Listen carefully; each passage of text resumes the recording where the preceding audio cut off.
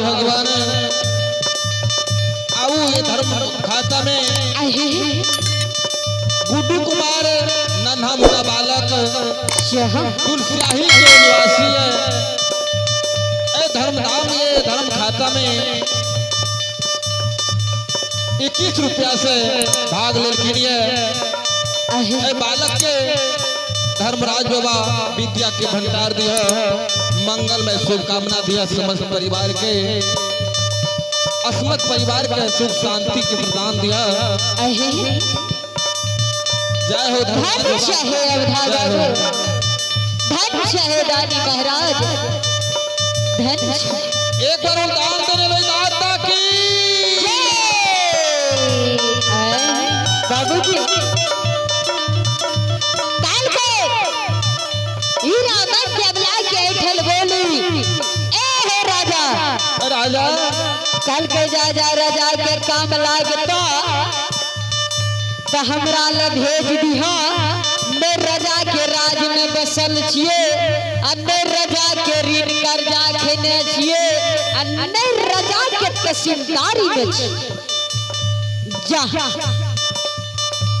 कल के ई बात छोटी बात बने छोटी मुँह बड़ी बात जे हीरा में अबला जात के बझिलिया कहल के सिपाही आग हमरा सहल ले जाय छै सिपाही हो ए लहुआल कचका चमड़ा हाथ में ला करबर मारना जा हीरा मन अबला ले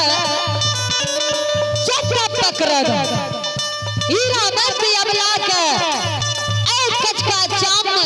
लहुएलहा से उल्टा बांध दिहा छोटकी पकड़ के ई चुरकी पकड़ के घिसिया का हमरा लग में के दादा ए सिपाही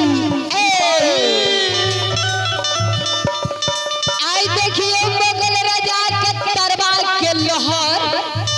मगज में समा गेलै बाबूजी सिपाही लगा लग भेले मुगल राजा कल के सिपाही जल्दी जा सिपाही हो ए तेरा भाई लहरिया सिपाहिया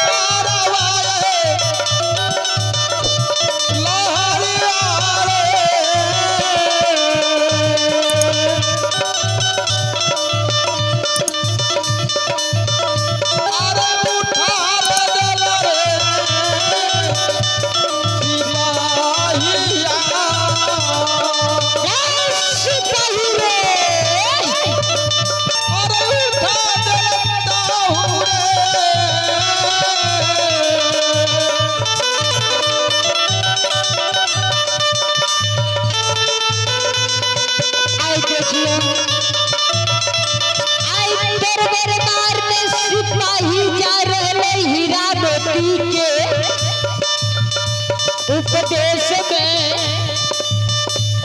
आए काज चामलन हाथ में